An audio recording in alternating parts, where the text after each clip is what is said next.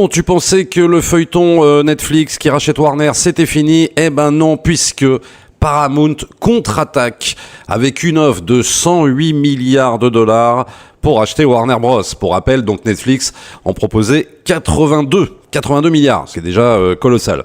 Donc le feuilleton continue parce que donc Netflix en gros voulait racheter Warner mais sans les chaînes de télé pour 82 milliards. Donc en gros racheter le studio Warner plus HBO Max et compagnie.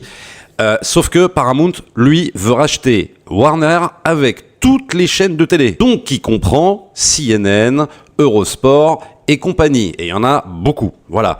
Et eux, ils proposent carrément plus, 108 milliards de dollars. Alors, ce qui est plutôt marrant, c'est que Netflix a envoyé carrément un mail à ses abonnés en disant « Non, mais c'est bon, vous inquiétez pas, c'est confirmé, on a racheté Warner, tout va bien se passer, il y aura pas de changement pour l'instant, blablabli, blablabla. » Bon, bref, voilà. Eux, ils sont quasiment sûrs de leur coup. Sauf que Paramount Skydance promet que s'ils rachètent Warner Bros. Discovery, ils sortiront plus de 30 films par an au cinéma, ce qui est évidemment colossal.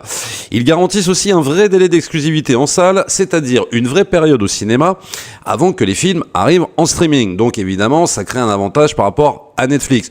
Mais je pense que quand même, en termes de blabla, ça se pose quand même pas mal, parce que plus de 30 films par an au cinéma, faut quand même y aller, sachant que va falloir sortir quand même des blockbusters. Alors pas que des blockbusters, mais quand même des films qui soient quand même rentables. Et ça me paraît quand même compliqué de sortir genre 30 films par an de chez Paramount. J'en doute un peu.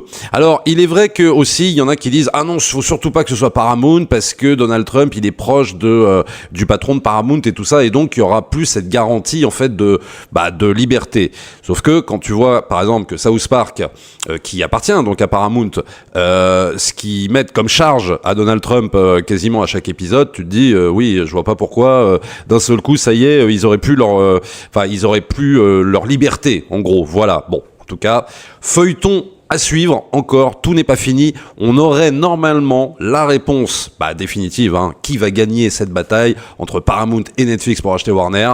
Normalement, on aura la réponse dans une dizaine de jours.